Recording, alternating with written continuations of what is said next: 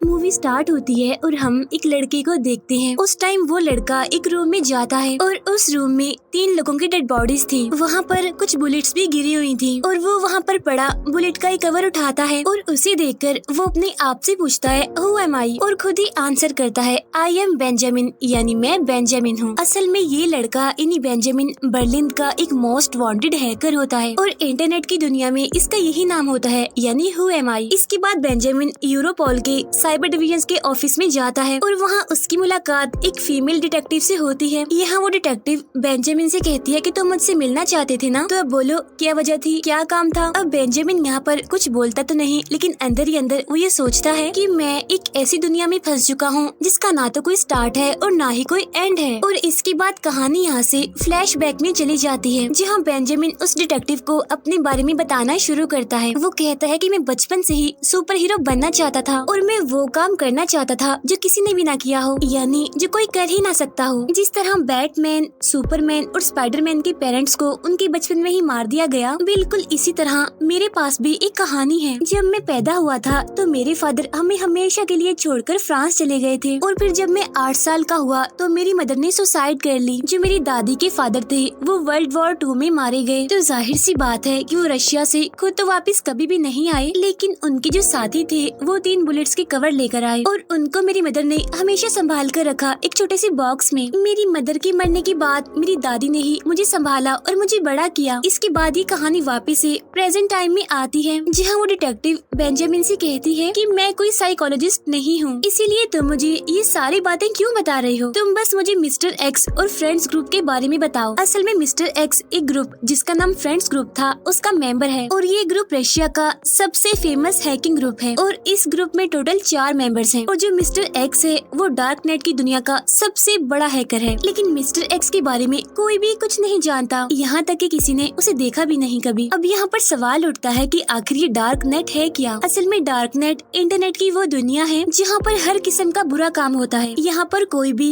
किसी को भी ट्रैक नहीं कर सकता। इसके बाद बेंजामिन उस डिटेक्टिव से कहता है अगर आप मिस्टर एक्स को पकड़ना चाहती हैं तो मेरी बातों को गौर से सुनना होगा। वो बताता है कि मैंने 14 साल की उम्र में कंप्यूटर चलाना शुरू कर दिया, जहाँ पर मैंने फर्स्ट टाइम किसी सिस्टम को हैक किया और मुझे इंटरनेट की इस दुनिया का पता चला, यानी डार्क नेट का, जहाँ पहली बार मुझे एहसास हुआ कि मैं किसी काम में जीनियस हूँ। जहाँ एक तरफ पूरी दुनिया इंटरनेट पर अपना टाइम वेस्ट कर रही थी, वहीं दूसरी तरफ इंटरनेट की वो दुनिया जिसे डार्क नेट कहा जाता है, मैं वहाँ पर अपनी अलग ही पहचान बना रहा था। मैं दिन रात कंप्यूटर पर बैठा काम करता रहता था। अब वैसे तो यहाँ पर यानी इस दुनिया में बहुत सारे हैकर्स हैं, लेकिन जो मेरा फेवरेट था, जो मेरा हीरो था, वो सिर्फ एक ही था और वो था मिस्टर एक्स। क्योंकि मिस्टर एक्स के बारे में कोई कुछ नहीं जानता। वो कहाँ से कहाँ पर बैठकर अपने सिस्टम को ऑपरेट करता है, कुछ भी नहीं, लेकिन वो सभी हैकर्स के लिए रोल मॉडल है। अब यहाँ पर हमें मिस्टर एक्स के 3 रूल्स भी पता चलते हैं। पहला ये कि कोई भी सिस्टम सेफ नहीं है और इसीलिए आप हमेशा वही काम करें जो इम्पॉसिबल हो और साइबर की दुनिया पर इन्हीं साइबर स्पेस में एंजॉय करो, मस्ती करो। फिर बेंजामिन आगे बताता है कि मुझे पिज्जा डिलीवरी का काम करना पड़ता था और एक रात जब मैं पिज्जा डिलीवर करने के लिए कुछ स्टूडेंट्स के पास गया तो वहाँ पर मैंने एक लड़की को देखा जिसका नाम मरी था। मरी कभी मेरे साथ ही पढ़ती थी और मैं उसे पसंद करता था। वो मेरी फ्रेंड भी थी, लेकिन उस टाइम उसने मुझे नहीं पहचाना। वो सारे स्टूडेंट्स एग्जाम्स की तैयारी कर रहे थे, लेकिन एग्जाम में मरी की तैयारी नहीं हुई थी, तो इसकी वजह से वो फेल हो सकती थी और मैं मरी की इस चीज में हेल्प करना चाहता था ताकि मैं उसे इम्प्रेस कर सकूं, उसके लिए सुपर हीरो बन सकूं। फिर मैं उसकी यानी मरी की हेल्प करने के लिए उसकी यूनिवर्सिटी में चला गया, जहाँ मैंने सर्वर को हैक करके क्वेश्चन पेपर को कॉपी कर लिया। लेकिन तभी वहाँ पर सिक्योरिटी वाले आ जाते हैं और मैं पकड़ा जाता हूँ। अब क्योंकि मेरा पहले से ही कोई क्रिमिनल रिकॉर्ड नहीं था, इसीलिए मुझे 50 घंटे की कम्युनिटी सर्विस की सजा सुनाई जाती है, जिसके लिए बेंजामिन को पूरे शहर की सफाई करनी थी। फिर बेंजामिन जब सफाई कर रहा होता है तो उसकी मुलाकात एक आदमी से होती है और उसको भी सेम बेंजामिन वाली ही सजा मिली होती है। यहाँ पर ये आदमी अपना नाम बताता है कि मेरा नाम मैक्स है। यहाँ पर वो बेंजामिन से पूछता है कि आखिर तुमने क्या किया जो तुम्हें ये सजा मिली। तब बेंजामिन बताता है कि मैंने एक यूनिवर्सिटी के सर्वर को हैक किया है। अब इससे वो आदमी मैक्स बेंजामिन से इम्प्रेस होता है। फिर मैक्स उसे शाम को अपने घर में होने वाली पार्टी में इनवाइट करता है और उस पार्टी में वो लड़की मरी भी थी, यानी जो बेंजामिन की फ्रेंड थी और बेंजामिन उसे बचपन से ही पसंद करता था। लेकिन यहाँ पर तो वो बेंजामिन को पहचानते ही नहीं और वो बेंजामिन से कहती है कि तुम तो वही हो ना, पिज्जा डिलीवरी वाले। यहाँ पर वो आदमी मैक्स बेंजामिन को अपने दो फ्रेंड से मिलवाता है और ये दोनों भी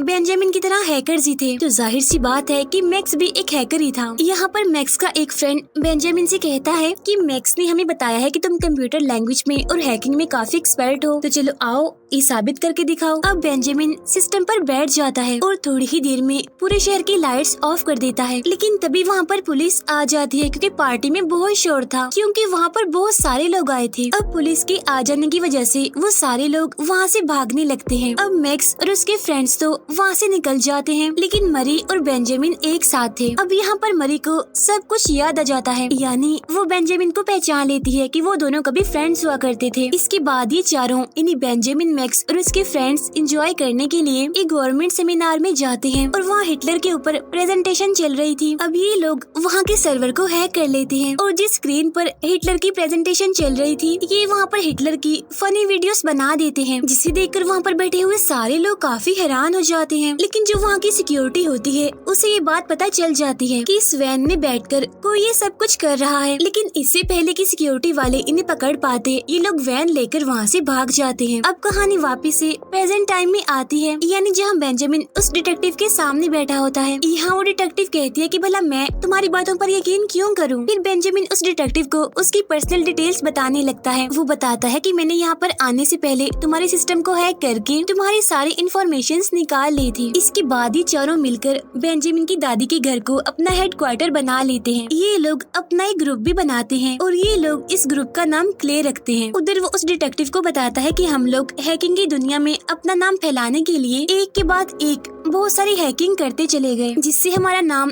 सोशल मीडिया पर बहुत ज्यादा फैलने लगा। इन्हें हमारे ग्रुप का नाम और टीवी पर भी हमारे ग्रुप की न्यूज आने लगी, यानी क्ले ग्रुप अब वर्ल्ड वाइड होने लगा था। अब ये लोग अपने ग्रुप इन्हें क्ले ग्रुप के बारे में मिस्टर एक्स की राय जानना चाहते हैं, क्योंकि वो तो दुनिया का सबसे बड़ा हैकर है, साथ साथ वो इनका रोल मॉडल भी है। फिर जब इंटरनेट पर मिस्टर एक्स से क्ले ग्रुप के बारे में पूछा जाता है तो वो कहता है, कौन क्ले ग्रुप, मैं इसके बारे में कुछ नहीं जानता। अब इस बात से मैक्स काफी डिसअपॉइंटेड हो जाता है, लेकिन फिर भी ये रुकते नहीं और हार नहीं मानते और एक के बाद एक बहुत सारी हैकिंग्स करते चले जाते हैं। और फिर एक दिन इन्हें मिस्टर एक्स का मैसेज आता है, जो गवर्नमेंट एजेंसी की एक सीक्रेट फाइल होती है, जिसमें साइबर क्राइम कमीशन में मिस्टर एक्स ने रिपोर्ट की होती है, जिसमें वो कहता है कि क्ले ग्रुप कोई बड़ा ग्रुप नहीं है, यानी ये बिल्कुल भी हार्मफुल नहीं है। और यहाँ पर मिस्टर एक्स उनका मजाक उड़ाता है और कहता है कि ये लोग तो बच्चे हैं, इन्हें हैकिंग के बारे में कुछ नहीं पता। अब इस बात से चारों काफी परेशान हो जाते हैं, तो इसीलिए यहाँ पर बेंजामिन कहता है कि अब हमें कुछ बड़ा करके दिखाना चाहिए, हमें जर्मन सेंटर इंटेलिजेंस की बिल्डिंग को हैक करना चाहिए। असल में इस बिल्डिंग को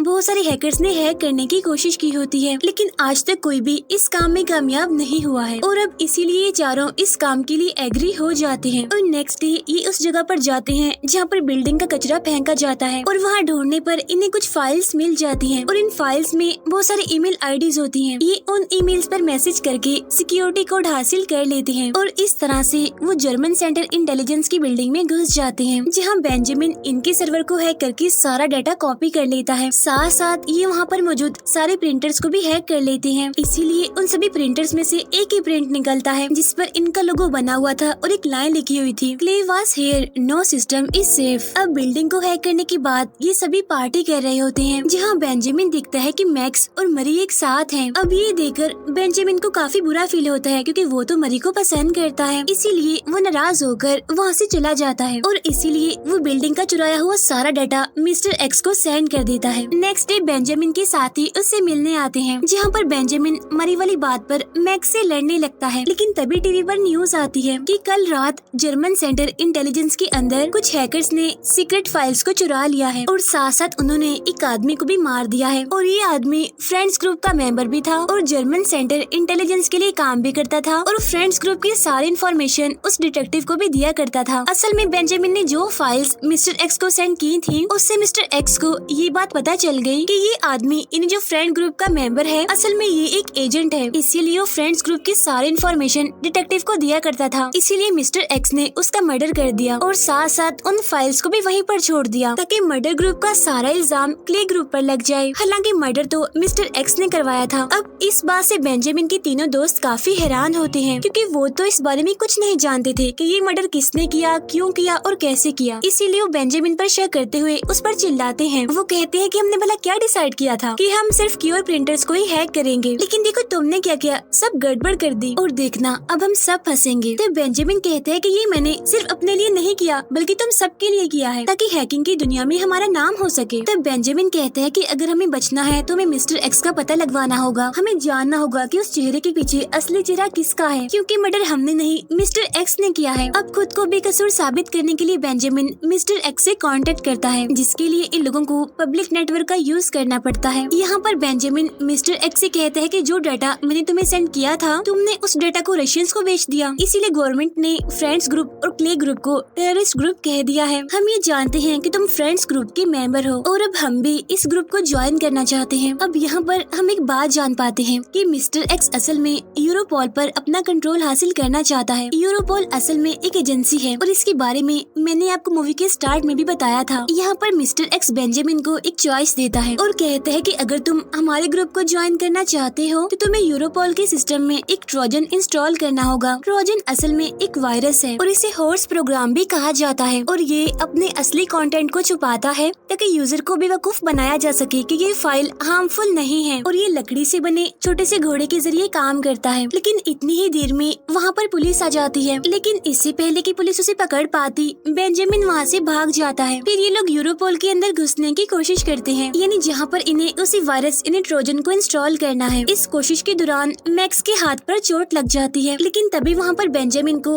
विजिटिंग पास मिल जाता है और तब बेंजामिन उसे उठाकर पहन लेता है और वो गार्ड से कहता है कि अंदर मेरा वॉलेट रह गया है, मुझे उसकी जरूरत है, इसीलिए मुझे उसे ढूंढना होगा। अब बेंजामिन अंदर जाता है और उस सिस्टम में ट्रोजन इंस्टॉल करके यूरोपोल के सर्वर पर अपना कंट्रोल हासिल कर लेता है। नेक्स्ट डे बेंजामिन वो ट्रोजन मिस्टर एक्स को देता है, लेकिन बेंजामिन ने इस ट्रोजन के अंदर एक और ट्रोजन लगा दिया होता है, जिसे मिस्टर एक्स जैसे ही उस सिस्टम में एंटर करेगा तो दूसरे ट्रोजन से पता चल जाएगा कि मिस्टर एक्स आखिर है कौन, वो कैसा दिखता है और वो कहां से अपने सिस्टम को ऑपरेट करता है। लेकिन अनलकीली मिस्टर एक्स को इस बारे में पता चल जाता है, इसीलिए वो इस ट्रोजन को एक्सेप्ट नहीं करता और फिर वो बेंजामिन की वेब कैम से उसकी पिक्चर बनाकर इंटरनेट पर अपलोड कर देता है। लेकिन तभी वहाँ पर रशियन माफियाज आ जाते हैं और ये वही रशियंस होते हैं जिन्हें मिस्टर एक्स ने वो डाटा सेल किया होता है और अब ये लोग बेंजामिन को मारना चाहते हैं। अब बेंजामिन वहाँ से भागता है और भागकर उसी होटल में जाता है जहाँ पर उसके तीनों फ्रेंड्स उसका इंतजार कर रहे हैं। लेकिन बेंजामिन जब होटल के रूम में जाता है तो देखता है कि उसके तीनों फ्रेंड्स तो मारे गए हैं। अब ये वही सीन है जिसे हमने मूवी के स्टार्ट में भी देखा था, यानी जहाँ पर बेंजामिन खुद से पूछ रहा था हु एम आई, और अब कहानी यहाँ से प्रेजेंट टाइम में वापस आती है, यानी जहाँ पर बेंजामिन उस डिटेक्टिव को अपनी ये कहानी सुना रहा था। यहाँ प्रेजेंट में बेंजामिन उस डिटेक्टिव से कहता है कि मैं किसी भी कीमत पर मिस्टर एक्स को दुनिया के सामने लाना चाहता हूँ, क्योंकि उसने मेरे सारे फ्रेंड्स को मार दिया है और अब वो मुझे भी मारना चाहता है। तो वो डिटेक्टिव उसे कहती है कि ठीक है, लेकिन तुम ये सब कुछ कैसे करोगे? तब बेंजामिन कहता है कि मैं मिस्टर एक्स के वीक पॉइंट पर अटैक करूंगा, यानी मैं मिस्टर एक्स के प्राउड को तोड़ दूंगा, लेकिन उसके लिए आपको मुझे विटनेस प्रोटेक्शन प्रोग्राम में रखना होगा। तो इस बात पर वो डिटेक्टिव उसकी बात मान लेती है, जहाँ पर बेंजामिन मिस्टर एक्स के प्राउड को तोड़ने के लिए डार्क नेट में ये फैला देता है कि मिस्टर एक्स गवर्नमेंट के लिए काम करता है, इसीलिए उसने उस एजेंट को मरवाया है, यानी जो फ्रेंड्स ग्रुप का मेंबर भी था और जर्मन सेंटर इंटेलिजेंस के लिए काम भी करता था, और ये डार्क नेट के लोगों की आइडेंटिटी रशियन को बेचता है। अब इस बात से मिस्टर एक्स को काफी गुस्सा आ जाता है और वो काफी हैरान होता है, इसीलिए वो पता करने की कोशिश करता है कि आखिर ये सब कुछ कौन कर रहा है। और अब यहाँ डार्क नेट की दुनिया में बेंजामिन खुद मिस्टर एक्स बन जाता है और सबको कहता है हेलो, मैं मिस्टर एक्स हूँ। अब इस बात से असली मिस्टर एक्स पूरी तरह से पागल हो जाता है और वो उस जगह पर आना चाहता है जहाँ पर बेंजामिन सबको ये कह रहा होता है कि मैं ही मिस्टर एक्स हूँ, लेकिन असली मिस्टर एक्स वहाँ पर नहीं आ पा रहा होता क्योंकि बेंजामिन ने वहाँ पर सिक्योरिटी लगाई होती है और सिक्योरिटी की वजह से वहाँ पर वो कभी भी नहीं आ सकता। अब इस बात से मिस्टर एक्स को बहुत गुस्सा आता है, इसीलिए वो अपनी सिक्योरिटी को तोड़कर बेंजामिन के पास पहुंचता है और यहाँ आकर वो बेंजामिन की नकाब को हटाने की कोशिश करता है, लेकिन वो ऐसा नहीं कर पाता। लेकिन तभी बेंजामिन खुद ही अपना नकाब हटा देता है और कहता है ये देख लो, मैं बेंजामिन हूँ, लेकिन अब मैं ये भी जान गया हूँ कि तुम कौन हो। असल में यहाँ पर मिस्टर एक्स की आइडेंटिटी का पता चल जाता है, यानी ये एक अमेरिकन है जो न्यूयॉर्क सिटी में रहता है। ये 19 साल का लड़का है और FBI इसे अरेस्ट कर लेती है। यहाँ वो डिटेक्टिव बेंजामिन से कहती है कि अब तुम रेडी हो जाओ, क्योंकि कुछ ही टाइम के बाद तुम आजाद हो जाओगे, तुम्हें एक नई जगह, एक नई पहचान मिल जाएगी। तब ये कहकर वो डिटेक्टिव वहाँ से जाने लगती है, लेकिन तभी उसे बेंजामिन के हाथ पर चोट का निशान दिखाई देता है। और अब यहाँ पर उस डिटेक्टिव को शक होता है बेंजामिन पर, क्योंकि ये निशान वैसा ही था जैसा मैक्स के हाथ पर भी बना था। यानी जब ये लोग यूरोपॉल के ऑफिस में घुसने की कोशिश कर रहे थे। अब वो डिटेक्टिव इस बात को इन्वेस्टिगेट करने के लिए वहाँ से निकलती है और वहाँ से वो सबसे पहले बेंजामिन के घर जाती है और वहाँ पर उसे मेडिसिन के कुछ रैपर मिलते हैं। इसके बाद वो सीधा जाती है मरी के पास और वो उसे बेंजामिन की पिक्चर दिखाकर उसके बारे में पूछती है। अब पहले तो यहाँ पर मरी बेंजामिन को पहचान ही नहीं पाती, लेकिन जब वो उसे उसका नाम बताती है तो मरी पहचान लेती है। वो कहती है कि हाँ, याद आ गया, ये मेरे साथ ही मेरे स्कूल में ही पढ़ता था, लेकिन बहुत साल हो गए हैं, मैंने इसे नहीं देखा। इसके बाद वो डिटेक्टिव सीधा उस डॉक्टर के पास जाती है जिसने बेंजामिन की मदर का ट्रीटमेंट किया था। यहाँ डॉक्टर उस डिटेक्टिव से कहता है कि बेंजामिन की मदर को मल्टीपल पर्सनैलिटीज डिसऑर्डर था और उसकी मदर के अंदर 4 पर्सनैलिटीज थी, इसीलिए बाद में उसकी मदर ने सुसाइड कर लिया। तो वो डिटेक्टिव डॉक्टर से पूछती है क्या ये बीमारी बेंजामिन में भी हो सकती है, जिस पर वो डॉक्टर कहते हैं कि हाँ, बिल्कुल हो सकती है, ऐसा पॉसिबल है। फिर वो डिटेक्टिव बेंजामिन की दादी के घर जाती है, जहाँ पर उसे वही छोटा सा बॉक्स दिखता है जिसमें उसकी दादा के वर्ल्ड वॉर 2 के गोलियों के कवर रखे हुए थे। और अब यहाँ उस डिटेक्टिव को सारी बात समझ आ जाती है, इसीलिए वो सीधा बेंजामिन के पास जाती है और उसे कहती है कि होटल के रूम में हमें एक भी डेड बॉडी नहीं मिली, यानी जो तुमने बताया था कि तुम्हारे फ्रेंड्स की डेड बॉडीज वहाँ से मिली थी, क्योंकि ऐसे कोई इंसान थे ही नहीं, एग्जिस्ट करते ही नहीं थे, और जो कुछ तुमने बताया वो सब कुछ तुम्हारी इमेजिनेशंस थी, और आज तक जो कुछ भी हुआ वो तुमने अकेले किया है, और तुम्हें विटनेस प्रोटेक्शन प्रोग्राम नहीं दिया जा सकता क्योंकि तुम मेडिकली फिट नहीं हो, और तुम्हें भी अपनी मदर की तरह मल्टीपल पर्सनैलिटीज डिसऑर्डर है, यानी ये एक तरह की बीमारी है, इसीलिए गवर्नमेंट का रूल है और मैं कुछ नहीं कर सकती इसमें। तो बेंजामिन कहते हैं कि नहीं, मैं बिल्कुल फिट हूँ, मुझे कोई बीमारी नहीं है, और अपनी मदर जैसी बीमारी तो मुझे बिल्कुल भी नहीं है, और आपने मुझे विटनेस प्रोटेक्शन का प्रॉमिस किया था। तो वो डिटेक्टिव कहती है कि आई एम सॉरी बट मैं कुछ नहीं कर सकती, ये गवर्नमेंट का रूल है। फिर वो डिटेक्टिव उसे सर्वर रूम में ले जाती है और 5 मिनट का टाइम देते हुए वो उसे कहती है कि तुम्हारे पास ये एक चांस है, तुम अपनी आइडेंटिटी को बदल सकते हो। अब बेंजामिन सर्वर रूम में अपनी आइडेंटिटी को बदलता नहीं बल्कि बिल्कुल ही खत्म कर देता है। इसका मतलब ये है कि बेंजामिन का कोई रिकॉर्ड, कोई पहचान नहीं है, और तो और उसका कोई वजूद भी नहीं है, वो तो एग्जिस्ट करता ही नहीं है। फिर वो डिटेक्टिव उसे अपनी गाड़ी में बिठाती है और एक जगह पर ले जाकर छोड़ देती है। नेक्स्ट सीन में हम देखते हैं कि बेंजामिन एक शिप पर होता है जहाँ पर उसके साथ मैक्स, उसके फ्रेंड्स और मरी भी होते हैं। असल में उस टाइम बेंजामिन ने उस डिटेक्टिव को कंट्रोल किया था और उससे ये मनवाया था कि उसे कोई भी बीमारी नहीं है, यानी असल में उसने अपने दोस्तों को यानी अपने रूपों को बचाने के लिए ऐसा किया था। जी हाँ, बिल्कुल, बेंजामिन को भी अपने मदर की तरह ही मल्टीपल पर्सनैलिटी डिसऑर्डर था, यानी मूवी में जिसको भी हमने देखा वो बेंजामिन के रूप ही थे। और इसी सस्पेंस के साथ ये मूवी यहीं पर एंड हो जाती है। Thank you for watching.